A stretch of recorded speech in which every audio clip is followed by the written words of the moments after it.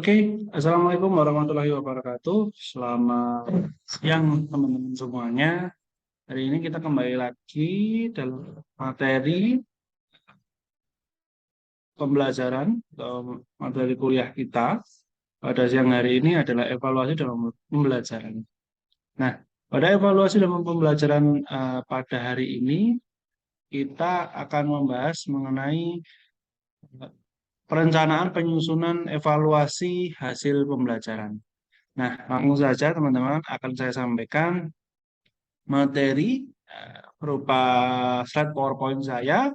Harapan saya teman-teman semuanya mengamati dan menonton video ini sampai habis sehingga nanti isi atau esensi dari materi pembelajaran yang saya sampaikan ini dapat tersampaikan pada teman-teman sekalian.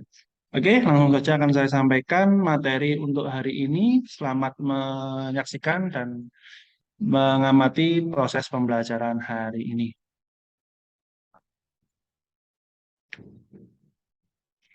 Oke, semoga teman-teman bisa melihat semuanya ya materi hari ini. Nah, sudah saya perbesar. Materi untuk hari ini kita akan mempelajari mengenai perencanaan, penyusunan, evaluasi, dan hasil belajar. Nah, apa itu perencanaan, penyusunan, evaluasi, hasil belajar? Nah, teman-teman, setiap proses pembelajaran ya itu membutuhkan suatu penilaian. Karena apa? Ketika proses pembelajaran ini kita mengumpulkan berbagai bahan yang nantinya untuk dikaji ya, sehingga kita dapat mengetahui seseorang itu sesuai atau mampu mampu tidak terkait materi yang akan kita sampaikan. Pada materi eh, perkuliahan hari ini, katakanlah sarana dan prasarana. Bagaimana nanti Anda bisa memahami penyusunan penilaian, penyusunan penilaian hasil belajar, ya? Nanti akan saya lakukan sebuah evaluasi, sehingga nanti saya dapat mengetahui hasil dari evaluasi yang akan saya lakukan. Nanti adalah bagaimana mahasiswa saya atau Anda sekalian nanti dapat memahami materi perkuliahan ya, sehingga nanti tidak seperti Anda saya berikan materi ya kemudian hanya didengarkan tapi tidak dilaksanakan. Nah, ini permasalahan pada proses pembelajaran kali ini. Nah, kenapa atau tidak kali ini aja? Setiap pembelajaran pasti sangat memerlukan evaluasi. Jika tidak tidak menggunakan evaluasi, maka proses pembelajaran tersebut dikatakan gagal atau tidak dapat terlaksana. Anda mungkin bisa masak ya. Anda bisa melakukan teknik-teknik pada sepak bola atau teknik-teknik pada olahraga. Semuanya hasil dari proses belajar atau proses transfer ilmu yang Anda lakukan ya. Bisa pada saat perkuliahan atau mungkin bisa saja Anda belajar masak ketika nonton video YouTube. Nah, seperti itu. Anda bisa masak katakanlah nasi goreng ya. Saya aja tidak bisa masak. Kalau nasi goreng itu apa sih intinya? Nasi goreng itu pokoknya intinya adalah nasi digoreng, minyaknya sedikit, dikasih bumbu-bumbu dan dikasih saus. Nah, tapi kalau kita hasil belajar ya, hasil belajar atau hasil kita mengamati, baik itu berupa video atau mungkin tutorial yang diberikan oleh eh, orang yang handal dalam suatu materi, katakan seperti itu dalam hal ini adalah pembuat nasi goreng. Nah, kita akan mengetahui. Jadi kita nonton video nih, video proses pemasakan nasi goreng. Oh, ternyata kita perlu nasi putih ya yang sudah mateng, kemudian kita perlu bumbu-bumbu seperti bawang, seperti bawang merah, bawang putih, atau lombok dan lain-lainnya, garam dan lain-lainnya, dan juga ternyata perlu kecap, perlu penyedap rasa dan lain-lainnya. Sehingga nanti ketika diolah kita bisa menghasilkan nasi goreng. Ya, ketika kita menghasilkan nasi goreng, proses sebelumnya apa? Ya kita mengamati ini, ya, mengamati katakanlah kita tulis setelah kita dengarkan video seperti ini, kita tulis oh proses pembelajaran itu perlu adanya evaluasi. Evaluasi itu berupa apa? Oh, penilaian. Penilaian itu nanti seperti apa? Nah, seperti ini. Nah, nanti kita akan jelaskan di sini. Kayak nasi goreng tadi. Oh, buat nasi goreng. Nasi goreng itu apa sih? Tahap pertama, panaskan wajan, nah, seperti itu. Kemudian masukkan bumbu olahan seperti bawang, brambang, kemudian apa namanya tumbar dan lain-lainnya. Kemudian masukkan nasi hingga nanti nasi gorengnya jadi. Anda tulis atau Anda lakukan bersamaan dengan menonton video. Nah, hasil evaluasinya apa? Kita bisa melihat dulu. Oh, ini bentuknya nasi goreng. Ya. Kemudian ada penilaian lagi nih, hasil evaluasi lagi. Apa? Terkait rasanya. Oh, rasanya asin. Oh, rasanya pedas. Oh, rasanya apa namanya keras karena kegosongan atau seperti apa. Nah, ini juga terjadi pada proses pembelajaran. Teman-teman besok akan turun menjadi guru, seorang guru. Nah, ketika seorang guru itu tugasnya apa? Ya, memberikan pembelajaran sesuai materi yang dikuasainya. Ya, Anda di sini adalah materinya adalah pendidikan jasmani. Artinya apa? Anda harus menguasai materi pada pendidikan jasmani. Ada apa saja di materi pendidikan jasmani? Wah, ada banyak sekali sesuai dengan kecabangan yang dikenalkan dalam proses pembelajaran di eh, sekolah atau di tingkat-tingkatan sekolah. Nah, mulai dari SD, SMP, SMA, atau sederajatnya, semuanya diberikan materi pelajaran atau olahraga. Dalam hal ini adalah sesuai dengan tingkatan kelasnya. Nah, di dalam kita memahami, nanti ketika kita sudah berikan materi dalam proses pembelajaran, terus bagaimana siswa saya paham atau tidak? Nah, ini perlu adanya proses pembelajaran. Nah, penilaian proses pembelajaran. Apa itu proses pembelajaran? Ya, ini kegiatan interaksi antara guru dan siswa dan komunikasi timbal balik yang berlangsung dalam situasi edukatif untuk mencapai tujuan pembelajaran. Dalam proses pembelajaran itu intinya adalah penyampaian materi yang disampaikan oleh guru kepada siswanya. Misalkan di dalam suatu komunikasi tersebut ada katakanlah menyimpang dari materi, ya mungkin itu sebagai intermezzo atau sebagai selingan saja. Tapi intinya dalam proses pembelajaran ini ada yang namanya apa namanya komunikasi antara guru dan siswa ataupun siswa dengan guru. Ya. Kemudian dalam proses penilaian tersebut ada yang namanya variabel-variabel pembelajaran. Apa itu variabel-variabel pembelajaran? Ya ini yang pertama ada kondisi pembelajaran. Ada yang menyebutkan metode pembelajaran dan hasil pembelajaran. Ada juga yang menyebutkan bahwa variabel penting dalam pembelajaran itu adalah efektivitas, efisiensi, dan daya tarik pembelajaran. Nah, variabel-variabel penting dalam pembelajaran ini adalah apa yang harus diperhatikan nih. Ketika kita mau menyampaikan materi, apa yang harus kita perhatikan? Ya, ini saya buat dua contoh yang intinya mungkin sama saja. Ya, kondisi pembelajaran. Bagaimana kita mengkondisikan proses belajar mengajar. Ya, bagaimana nanti kita memilih pendekatan pembelajaran. Ya, teman-teman di pedagogi atau di mata kuliah pedagogi sudah diberikan materi ya apa cara ngajar. Ya, teknik-teknik dalam pembelajaran. Nah, Anda dapat memilih apa namanya pedagogi tersebut. Mau milih tipe A, tipe B, tipe C, terserah Anda. Nah, kemudian dalam pemberian materi pembelajaran. Nah, ini Anda sesuaikan. Siswanya siapa? Oh, saya di sini ngajar mahasiswa. Oh, di sini saya ngajar siswa SMA, siswa SD, siswa TK, bahkan sekalipun seperti itu. Nah, kita sesuaikan. Oke, tadi tekniknya saya gunakan katakanlah resiprokal. Kemudian resiprokal itu nanti bentuknya seperti apa? Kemudian dari hasil diberikan materi dengan teknik pembelajaran tadi, hasilnya akan seperti apa? Nah, nanti akan ketahui seperti itu. Kemudian ada efektivitas, keefektifan. Nah, bagaimana keefektifan ketika proses pembelajaran itu sendiri? bagaimana penyampaian materi biar efisien, biar siswa atau anak didik saya nanti akan lebih paham.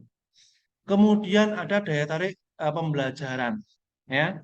Kalau misalkan bisa menggunakan apa namanya perangkat-perangkat atau piranti-piranti tambahan seperti laptop, seperti apa namanya pemutaran video dan lain-lain. Tujuannya untuk apa? Ya untuk proses pembelajaran tersebut. Nah, ini ada dua proses dalam variabel-variabel penting dalam sebuah pembelajaran. Nah, yang terakhir di sini adalah guru memperbaiki proses dan hasil belajar siswa. Nah, teman-teman, ketika Anda memberikan materi, siswa ini Anda arahkan, bukan Anda ajari. Maksudnya seperti apa? Siswa memiliki pemahaman tersendiri sendiri-sendiri. Anda mau memberikan materi bola voli. Siswa sudah paham nih, ya. Bola voli itu adalah permainan yang dimainkan oleh tim ya atau kelompok. Pemainnya ada 6 ya. Kemudian apa namanya teknik-tekniknya ada ini. Nah, kemudian ini Anda memberikan pembimbingan. Ya, ini proses di sini maksudnya apa? Proses dari tunjuk kreativitas yang ditunjukkan oleh siswa. Kita arahkan nih, pahamu voli seperti apa? Oh, voli itu mainkan dengan 6 orang. Nah, Anda jelaskan juga 6 orang ini setiap posisi namanya apa? Kemudian teknik. Tekniknya yang Anda ketahui seperti apa? Bisa katakanlah menggunakan teknik uh, servis atas, katakanlah seperti itu. Siswa mungkin sudah memahami, ya, sudah memahami teknik-teknik servis atas. Nah, ketika servis atas Anda amati, oh hasilnya seperti ini ketika tanpa pembimbingan. Nah, kemudian kita bimbing di situ. Oh, kalau tadi kamu melakukan seperti A, harusnya itu seperti ini loh. Kalau kamu melakukan seperti ini, kamu harusnya tekniknya seperti ini, sesuai dengan teori yang kita miliki. Nah, proses dalam sebuah penilaian atau proses dari penilaian. Proses dari penilaian itu ya intinya adalah penginputan nilai. Bagaimana kita dapat merecord atau melakukan pengumpulan apa namanya unjuk kerja atau keterampilan yang dilakukan oleh siswa. Ya, jadi dalam penilaian itu adalah mengumpulkan info atau hasil belajar yang diperoleh dari berbagai tagihan, mengolah info tersebut untuk menilai hasil belajar yang berkembang, belajar dan perkembangan belajar siswa. Nah, ketika kita menilai, ini artinya adalah kita nilai unjuk kerja atau kompetensi yang sudah dilihatkan siswa. Nah, kita menilai tersebut dengan berbagai teknik ya. Ada menggunakan tes ya, tes tulis, non tulis ya, bisa menggunakan praktek juga, bisa menggunakan teknik-teknik yang lain. Nah, tes tulis, tes praktek di olahraga juga dilakukan hal seperti itu. Atau mungkin yang terdekat saja. Katakanlah teman-teman kemarin mau masuk UNP, ya, ada tes tulisnya. Kemudian ada prakteknya. Karena apa? Anda masuk di apa namanya eh, prodi yang olahraga, yang di situ ada aktivitas geraknya.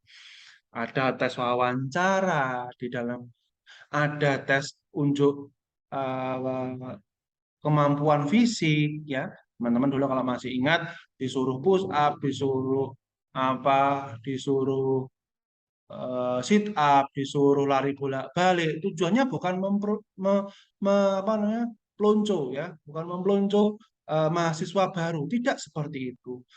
Tes wawancara, gunanya untuk apa? Untuk menilai hari ini atau mahasiswa ini mau kuliah serius atau tidak. Kenapa kok dia ngambil kuliah kok gak kerja? Terus bagaimana nanti perkuliahannya? Nah, untuk mengetahui hal tersebut, kemudian unjuk keterampilan ya, unjuk keterampilan untuk mengetahui kemampuan fisiknya. Kon dilakukan push up ya, bukan semata-mata kami menyuruh atau kami mengerjai Anda, silakan push up, silakan lari bolak-balik atau silakan apa namanya sit up dan lain-lain. Tidak hanya itu.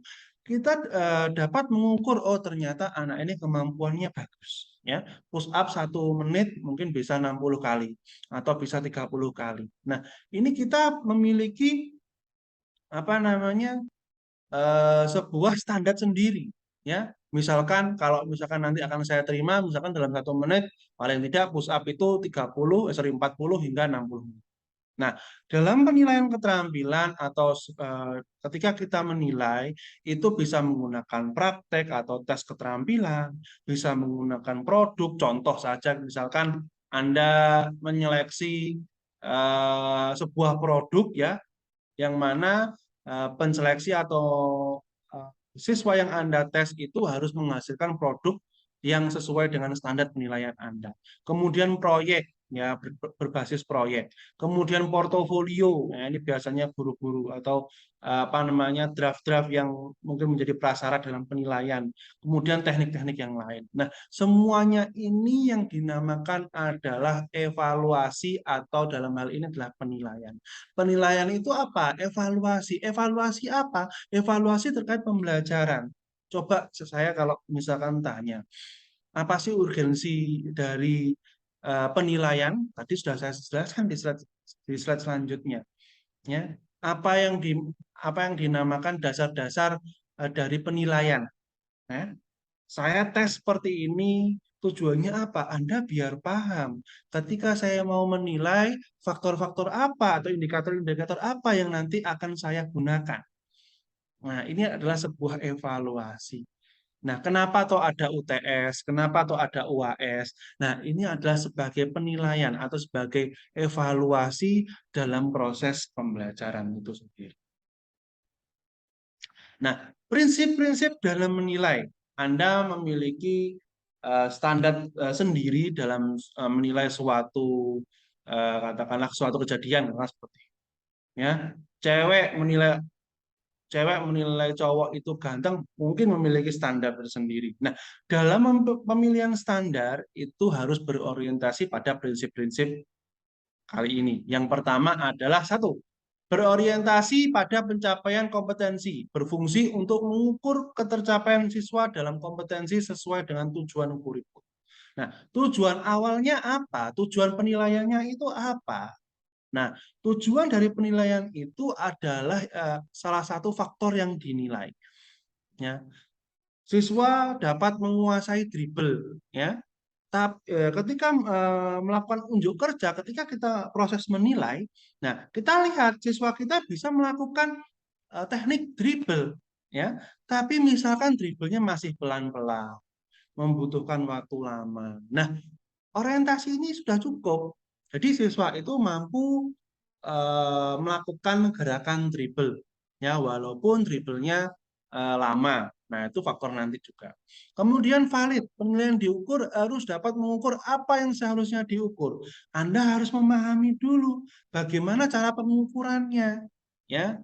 Mengukur denyut jantung, artinya apa? Anda mengukur denyut jantung atau detak dari jantung tersebut dengan menyentuh kapiler darah atau pada nadi, katakanlah seperti itu. Nah, berapa lama? Nah, ini harus ada instrumennya, ya. Harus ada takarannya. Bagaimana saya menilai?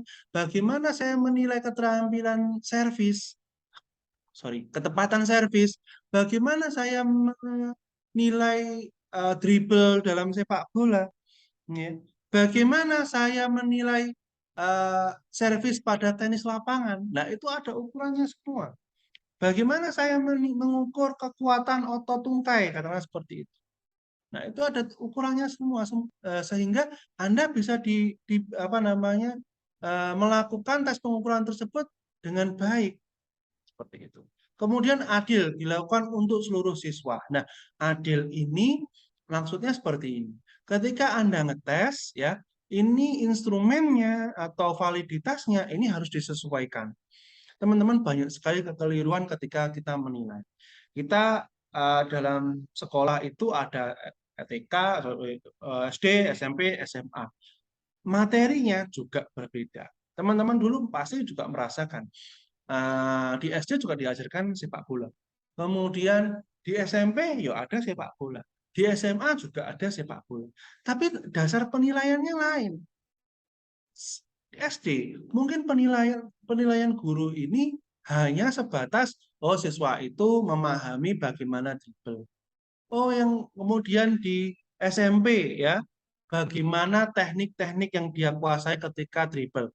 Konstankah, katakanlah menggunakan kaki dalam ya kaki dalam semuanya. Kemudian di tingkat SMA penilaiannya berubah lagi. Katakanlah salah satu contoh adalah dengan melakukan menilai kecepatannya. Nah, itu adalah salah satu menerapkan prinsip adil.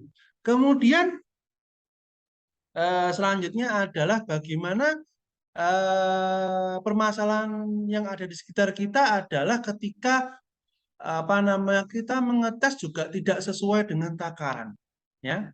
Kita ngetes anak usia 10 sampai 12 tahun, ya. Tapi jangan sampai kita nanti instrumen tesnya mengambil pengukurannya untuk usia ya tidak 10 sampai 13 tahun tersebut, ya. Mengukur atau alat ukur yang digunakan usia 20 hingga 25. Lah ini nggak sesuai. Hasilnya yuk tidak apa namanya sesuai dengan apa yang dihasilkan dari siswa tester kita. Jadi seperti itu. Ini banyak sekali terjadi pengukuran-pengukuran kesehatan, pengukuran-pengukuran pendidikan. Ini banyak sekali keliru dalam mengambil penilaiannya. Kemudian harus objektif ya, harus sesuai apa yang ada di lapangan. Jangan sampai apa yang ada di lapangan ini tidak sesuai dengan apa yang kita nilai.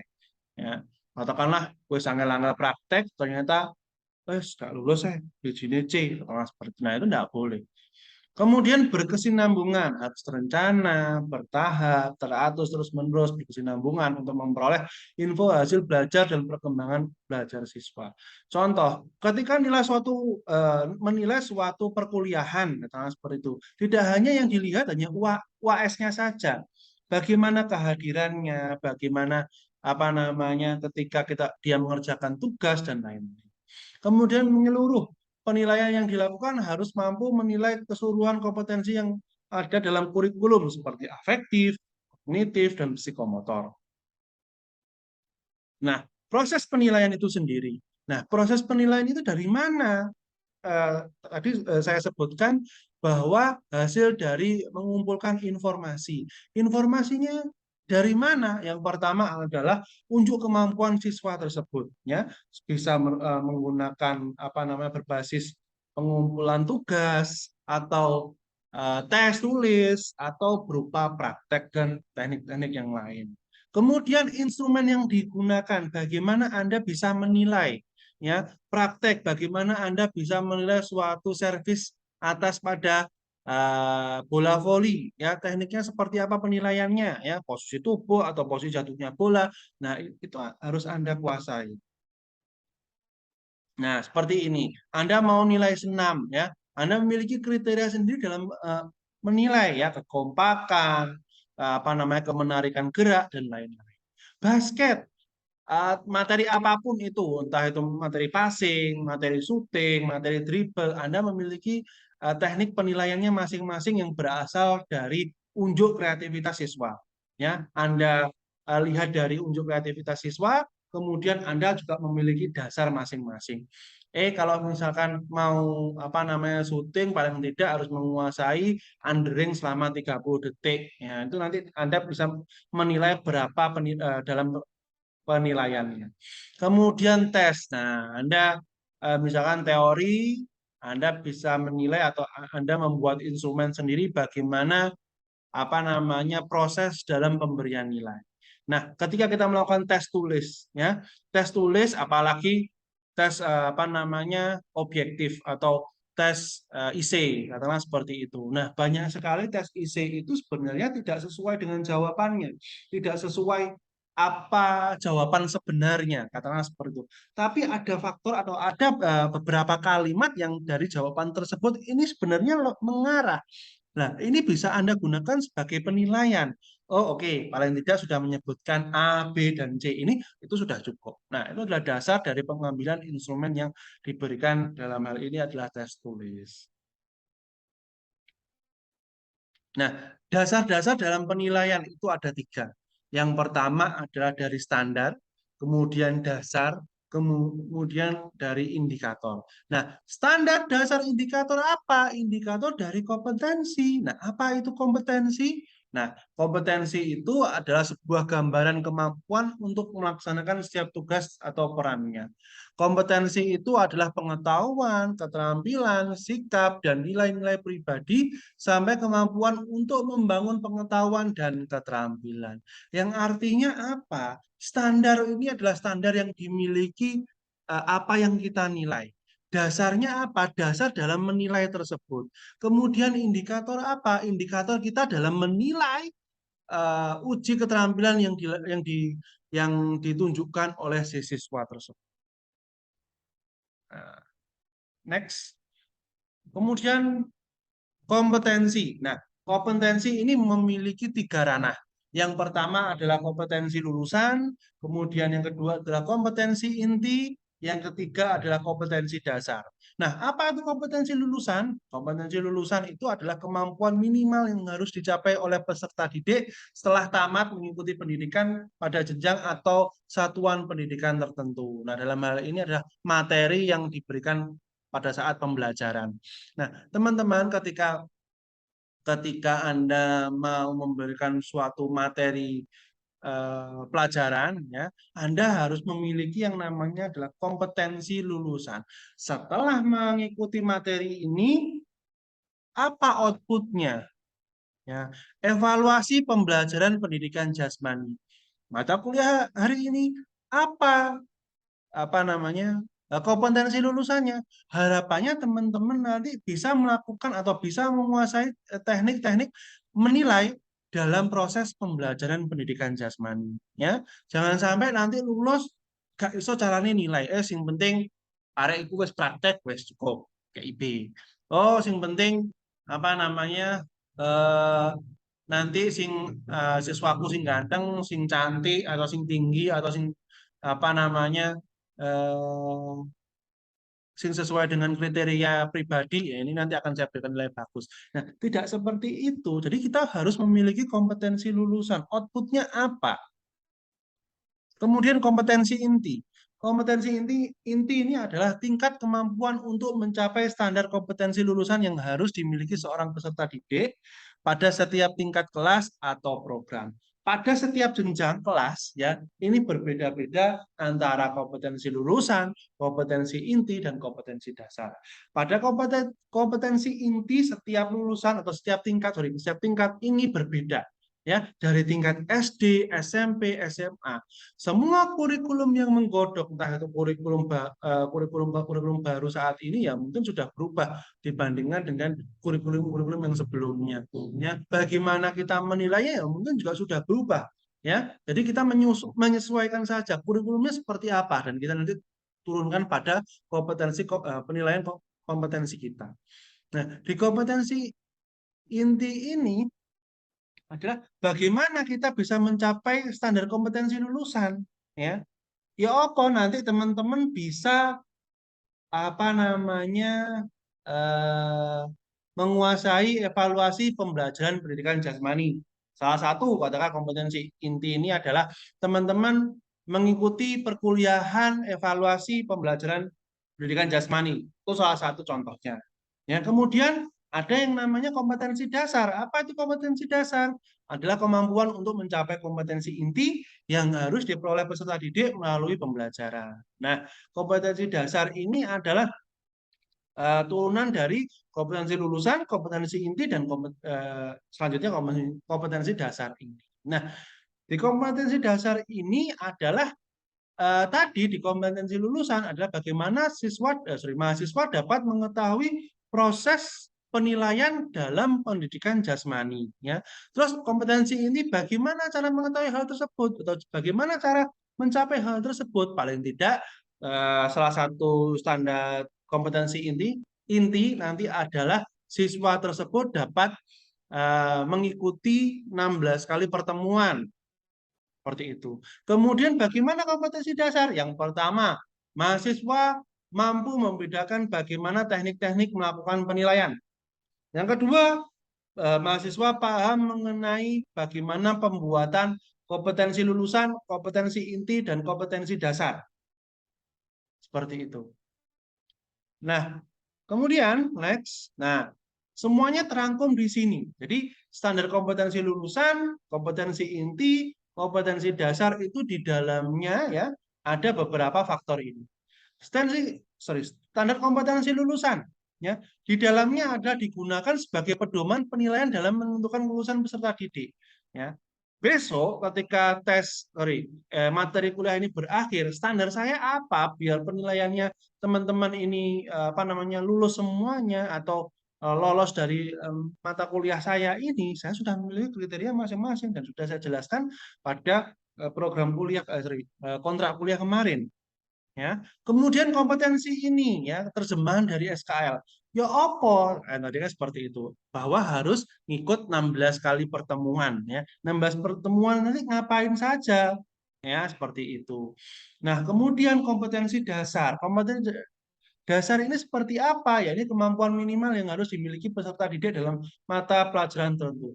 Dalam 16 kali pertemuan, ya, yang tadi sudah saya sesuaikan di kompetensi inti, kemudian di kompetensi dasar ini, di 16 pertemuan itu nanti salah satu yang dikuasai apa? Salah satunya adalah mengetahui bagaimana pembuatan SKL, KI, dan KD dalam proses pembelajaran atau evaluasi pembelajaran itu sendiri. Nah, itu adalah kompetensi atau penilaian dalam kompetensi.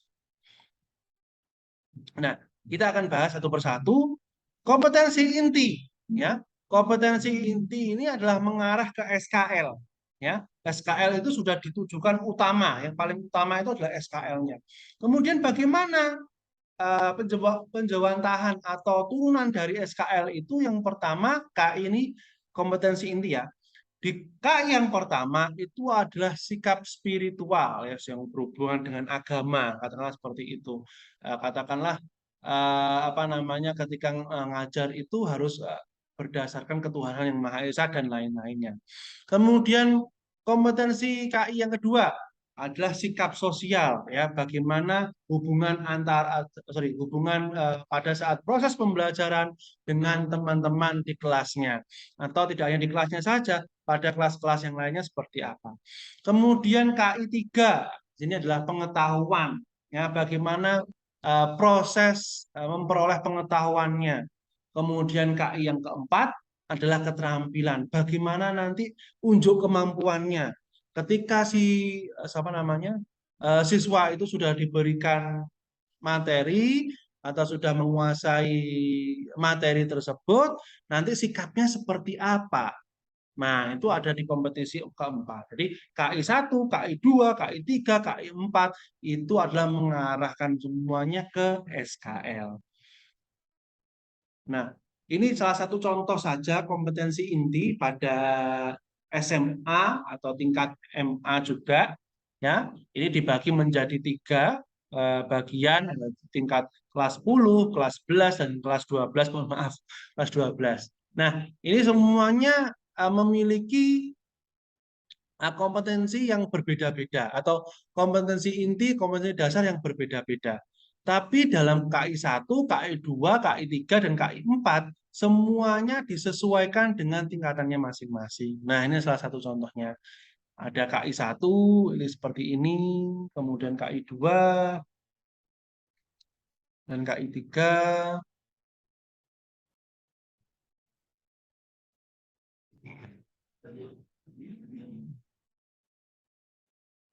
Kemudian KI 4. Nah, seperti itu. Nah, kemudian kompetensi dasar. Nah, kompetensi dasar itu adalah dikembangkan dalam konteks muatan pembelajaran, pengalaman belajar, mata pelajaran atau mata kuliah sesuai dengan kompetensi inti. Nah, ketika kita tadi sudah menyesuaikan kompetensi inti ya, merunut KI 1 seperti apa, KI 2 seperti apa, KI 3 seperti apa, dan KI 4 seperti apa, kemudian kita teruskan di KD atau kompetensi dasarnya. Ya, di kompetensi dasar adalah menjurus pada materi yang akan disampaikan. Ya. Nah, KD itu isinya yang pertama ya sama saja ya, sikap spiritual ketika materi itu seperti apa. sikap sosial ketika materi itu seperti apa, pengetahuan ketika materi itu seperti apa, dan KD4 keterampilan ketika materi itu seperti apa. Dan semuanya menjurus pada SKL dan kompetensi inti.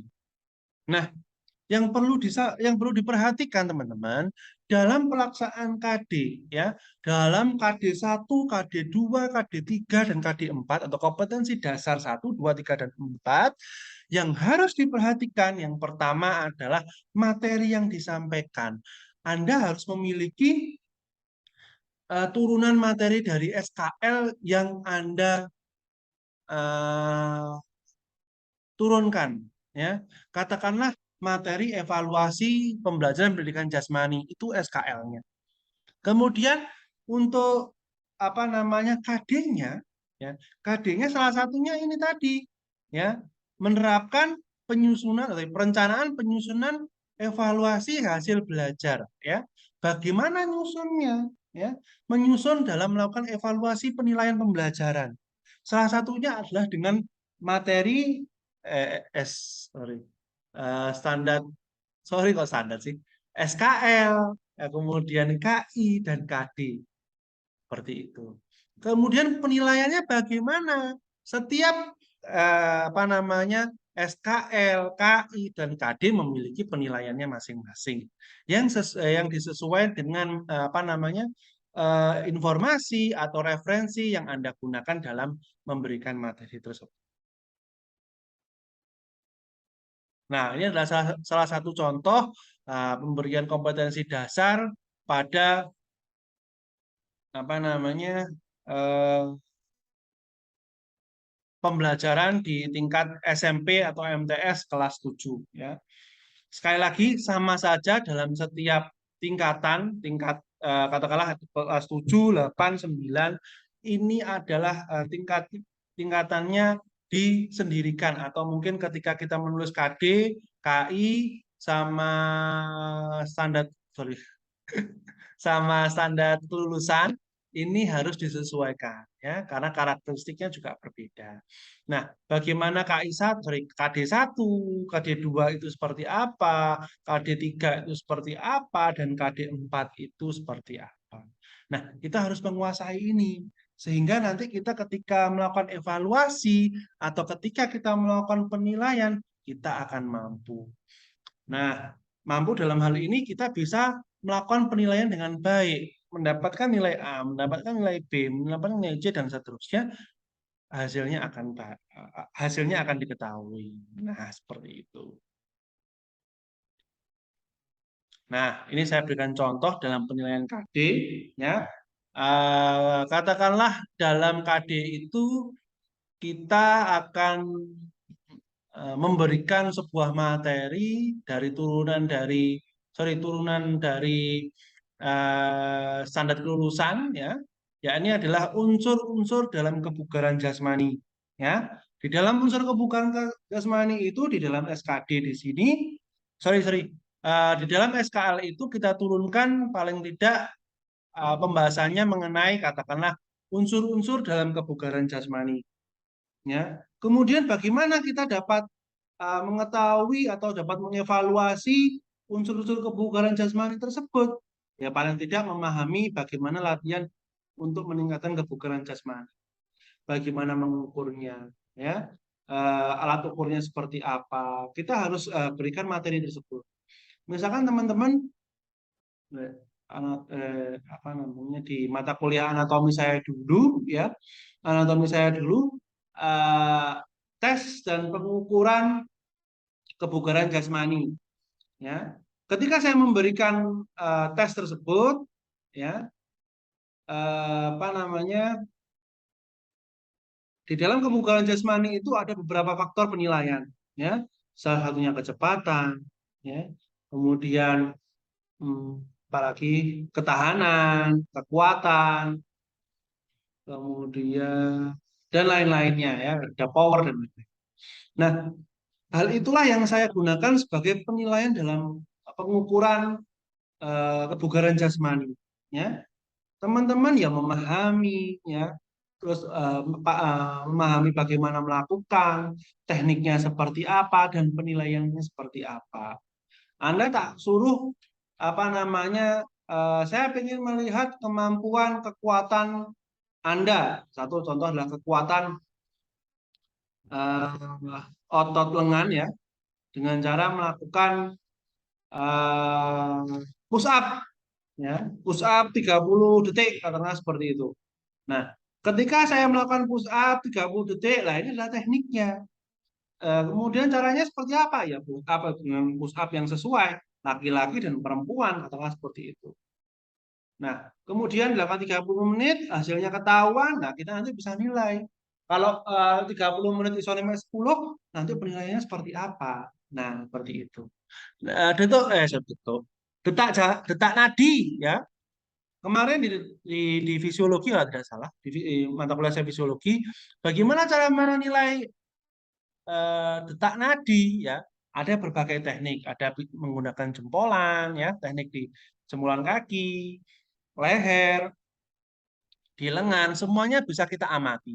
Nah, kita nanti akan ketahui bagaimana penilaiannya, ya dengan menilai selama 1 menit, berapa kali denyutan itu dirasakan, atau mungkin 10 detik dengan teknik 10 kali 3, katakanlah seperti itu. Hasil dari 10 detik dikalikan oleh 3. Nah, jadi seperti itu. Nah, kemudian, ini agar teman-teman lebih memahami dalam perkuliahan hari ini. Nah, ini saat ini saya sedang melakukan evaluasi. Silakan teman-teman membuat KI dan KD dalam proses pembelajaran pendidikan jasmani. Oh ya, mohon maaf sekali lagi saya sangat lupa ya bahwa KD, kemudian SKL, standar kelulusan dan eh, kompetensi inti ini adalah semuanya butir dari yang ada pada RPP atau rencana pelaksanaan pembelajaran. Selain materi yang Anda berikan, tujuan pemberian materi tersebut, bagaimana materi itu diberikan, di sini juga Anda memberikan atau melaksanakan bagaimana menilai kompetensi inti, kompetensi dasar juga. Ya, kemudian capaian kompetensi ini adalah dari SAL. Nah, teman-teman,